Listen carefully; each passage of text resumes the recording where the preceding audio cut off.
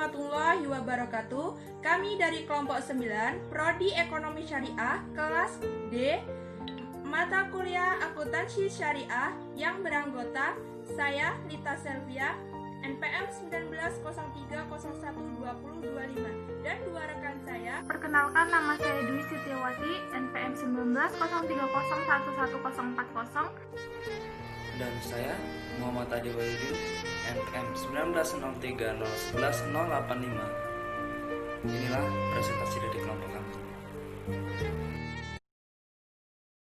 Materi yang pertama adalah pengertian transaksi ijarah. Ijarah berasal dari kata al-azru yang berarti al-waidu atau ganti. Menurut pengertian syar'ah, al-ijarah adalah suatu jenis akad mengambil manfaat dengan jalan pergantian.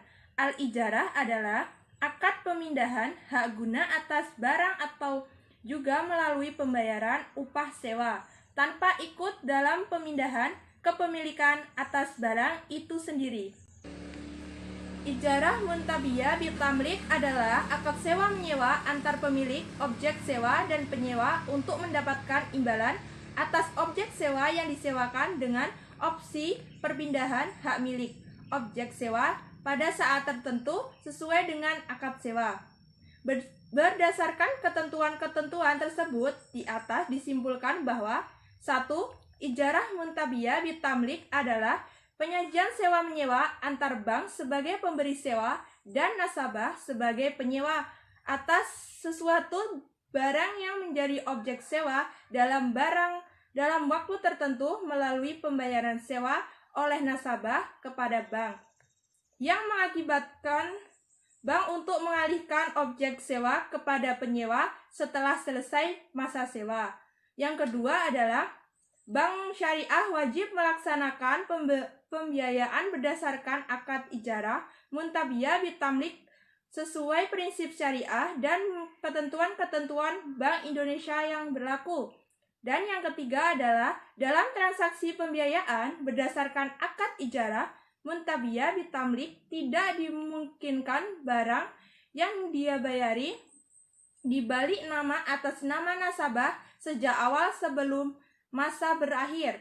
Yang keempat, resiko yang dihadapi bank syariah apabila melakukan pembiayaan dengan akad ijarah muntabiyah bitamlik bertergantungan dengan hukum dari prinsip syariah adalah pembatalan ijarah muntabiyah bitamlik tersebut. Syarat akad pembiayaan ijarah muntabiyah bitamlik. 1. Rukun. Rukun ada beberapa macam, yaitu 1. Penyewaan atau muazir atau dikenal dengan lis, yaitu pihak penyewa, objek sewa, dan perbankan.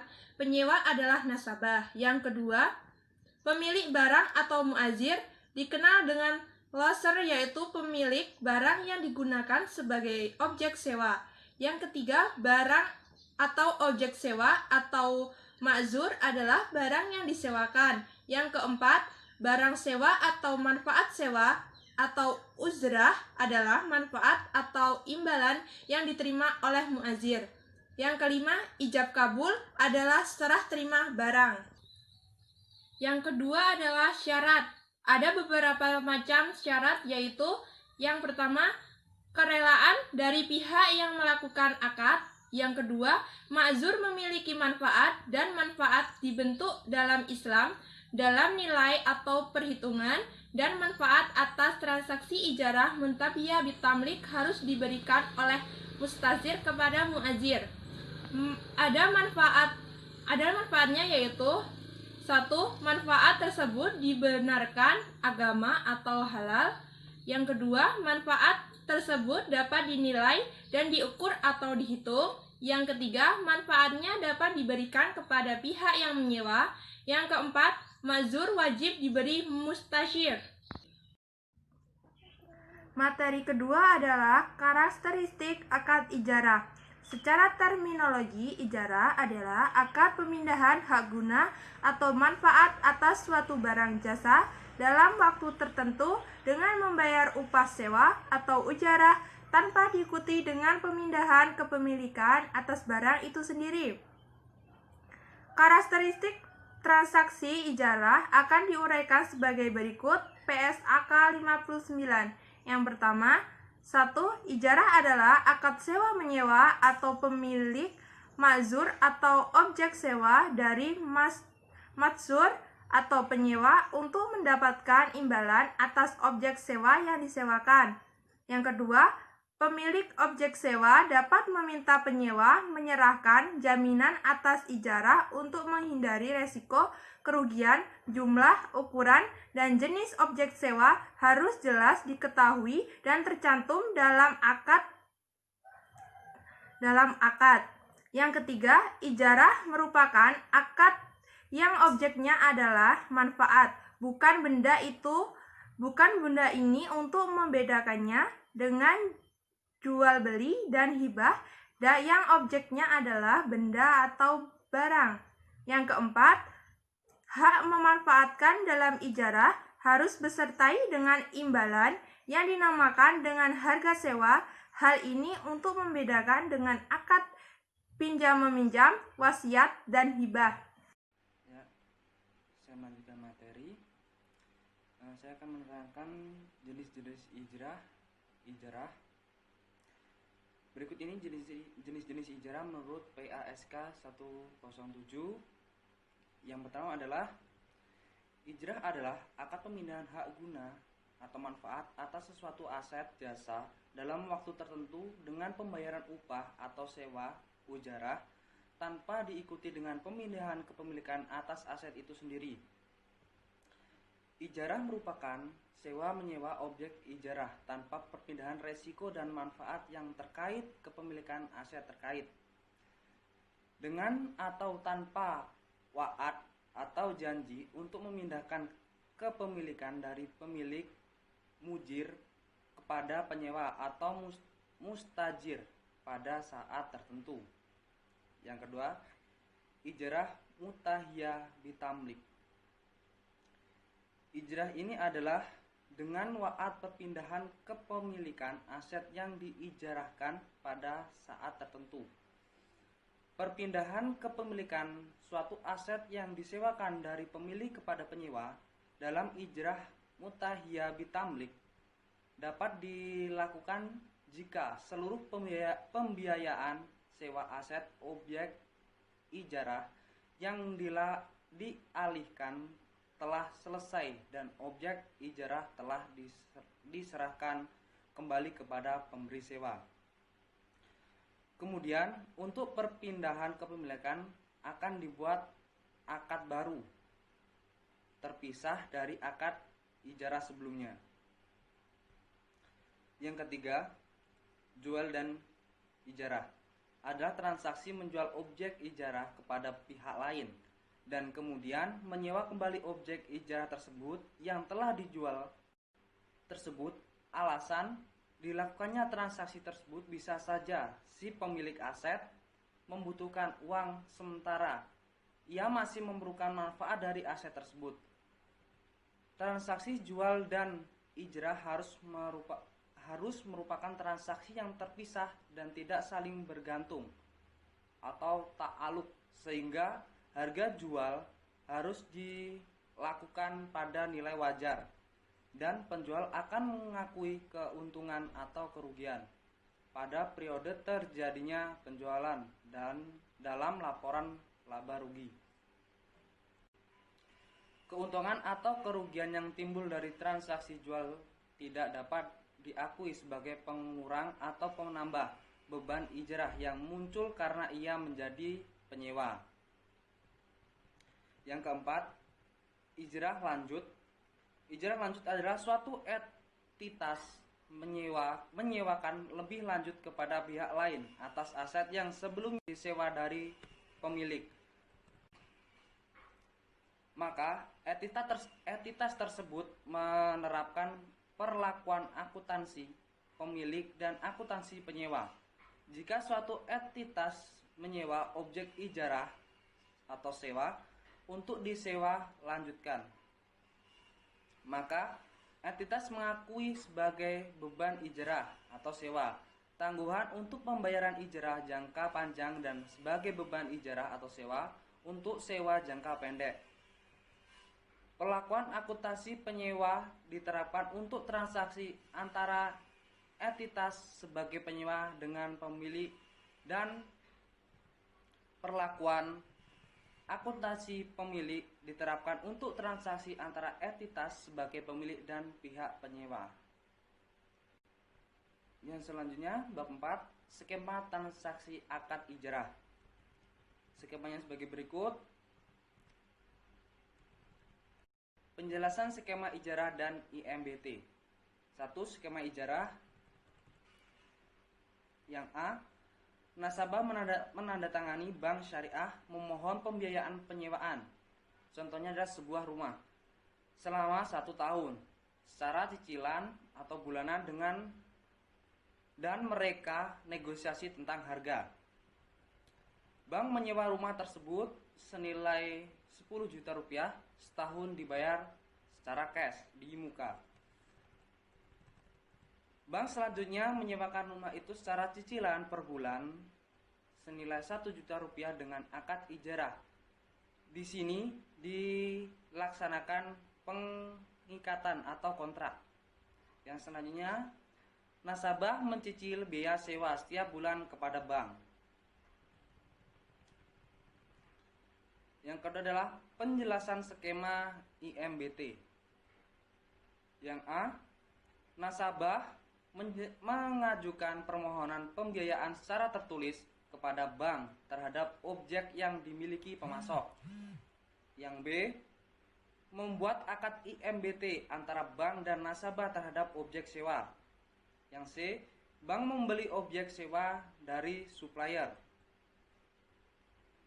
Selanjutnya yang D, bank mencatat objek sewa dalam aktiva ijarah.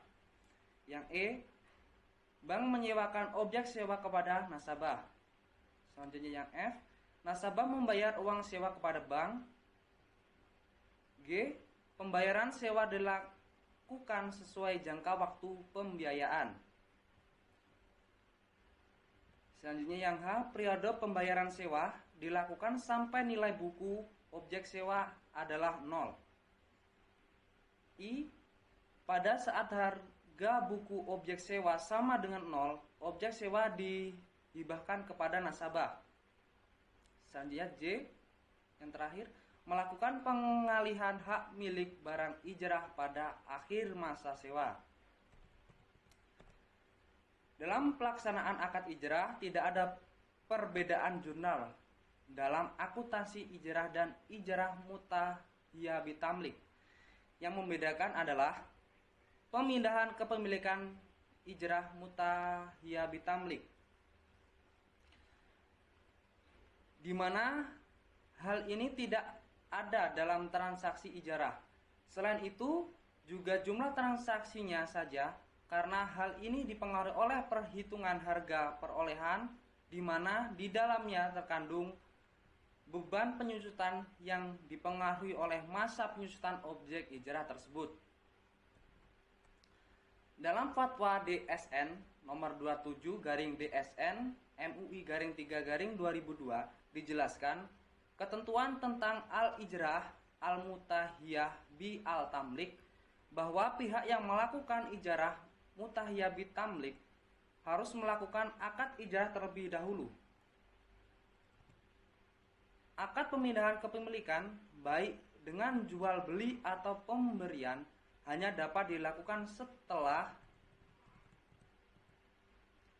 masa ijarah selesai dan janji pemindahan kepemilikan yang disepakati di awal akad ijarah adalah wa'ad, yang hukumnya tidak mengikat apa nilai janji itu akan dilaksanakan.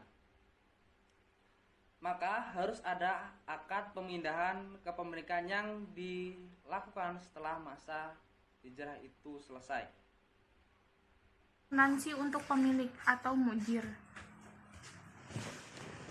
Yaitu pertama ada biaya perolehan. Objek ijarah diakui pada saat objek ijarah diperoleh sebesar biaya perolehan.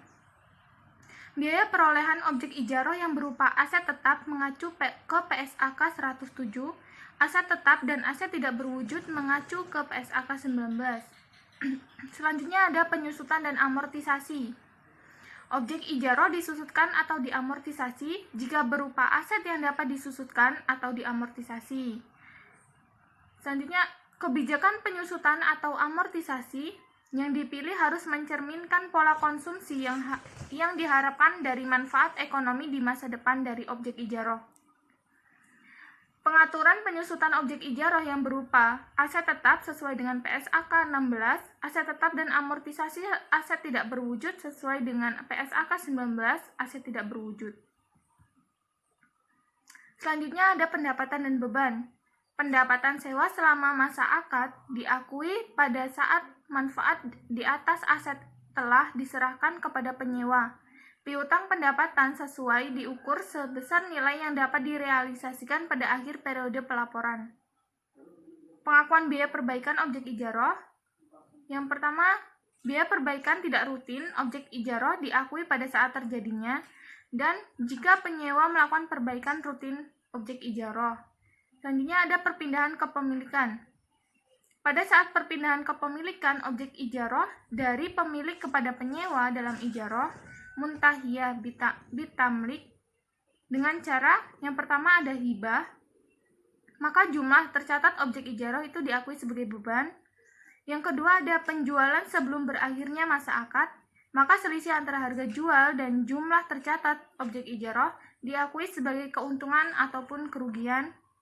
Ada penjualan setelah selesai masa akad, maka selisih antara harga jual dan jumlah tercatat objek ijaroh diakui sebagai keuntungan ataupun kerugian. Selanjutnya ada penjualan objek ijaroh secara bertahap. Lalu ada aplikasi untuk akuntansi pemilik.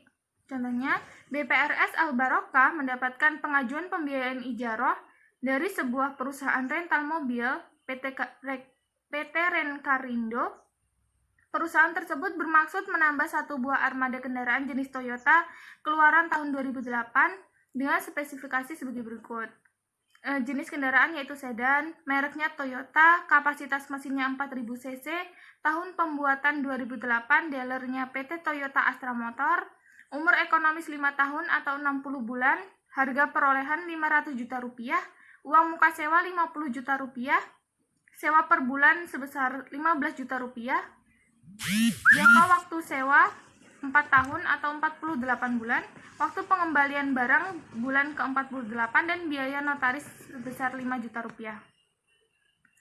Jurnalnya yaitu pada saat perolehan objek yang akan disewakan, pada tanggal 2 Januari 2008, BPRS Al-Barokah membeli mobil sedan Toyota dengan sebesar 500 juta rupiah. Maka jurnalnya yaitu aset ijaroh pada kas atau rekening PT TAM. Karena aset ijarohnya bertambah, maka didebit, dan kas banknya berkurang, maka dikredit. Bisa juga dengan menggunakan rekening, langsung dimasukkan ke dalam rekening PT TAM. Lalu jurnal berikutnya pada saat transaksi ijaroh pada tanggal 10 Januari 2008, BPRS Al-Barokah melakukan transaksi ijaroh dengan PT Renkarindo, dan atas transaksi tersebut BPRS mencatat dalam jurnal yaitu aset yang diperoleh untuk ijaroh pada aset ijaroh sebesar 500 juta rupiah. Jurnal selanjutnya pada saat menerima uang muka dari penyewa, yaitu kas atau rekening PT Renkarindo pada titipan uang muka sewa ijaroh, karena kas banknya bertambah 50 juta rupiah. Selanjutnya ada biaya administrasi pengurusan akad. Maka dicatat kas atau rekening PT Renkarindo pada pendapatan non-operasional sebesar 1.500.000 rupiah. Selanjutnya ada BPRS Al-Barokah membayar biaya notaris. Maka jurnalnya biaya notaris atau pengurusan akad pada kas sebesar 3 juta rupiah. Lalu ada penyusutan aktiva ijaroh. Besar biaya penyusutan aktiva ijaroh per bulan yaitu harga perolehan sebesar 500 juta rupiah dikurangi dengan nilai residu dibagi dengan jangka waktu yaitu 60 bulan, maka dihasilkan 8.333.333 rupiah. Jurnalnya yaitu beban penyusutan pada akumulasi penyusutan aktiva ijaroh sebesar 8.333.333 rupiah. Selanjutnya jika menggunakan akad ijaroh muntahiyah bitamlik, ada nilai residu sebesar 20 juta rupiah dengan masa sewa 4 tahun. Maka perhitungannya 500 juta rupiah atau harga perolehan dikurangi dengan 20 juta rupiah nilai residu dibagi dengan jangka waktu yaitu 48 bulan, yaitu menghasilkan 10 juta rupiah. Akunnya beban penyusutan pada akumulasi penyusutan aktiva ijaroh. Jadi kesimpulan dari kelompok kami adalah bahwa produk pembiayaan perbankan syariah berdasarkan akad sewa menyewa terdiri dari sewa murni dan sewa yang diakhiri dengan pemindahan hak kepemilikan atau dikenal dengan ijarah muntabiyah bitamlik. Ijarah muntabiyah bitamlik atau IMBT pada dasarnya merupakan perpaduan antara sewa menyewa dengan jual beli. Semakin jelas dan kuat komitmen untuk membeli barang di awal akad, maka hakikat IMBT pada dasarnya lebih bernuansa jual beli. Namun apabila komitmen untuk membeli barang di awal akad tidak begitu kuat dan jelas walaupun opsi pembelian tetap terbuka, maka hakikat IMBT akan lebih bernuansa ijarah. Sekian pembahasan dari kelompok kami. Apabila ada kekurangan, kami mohon maaf. Billahi taufiq wal hidayah. Wassalamualaikum warahmatullahi wabarakatuh.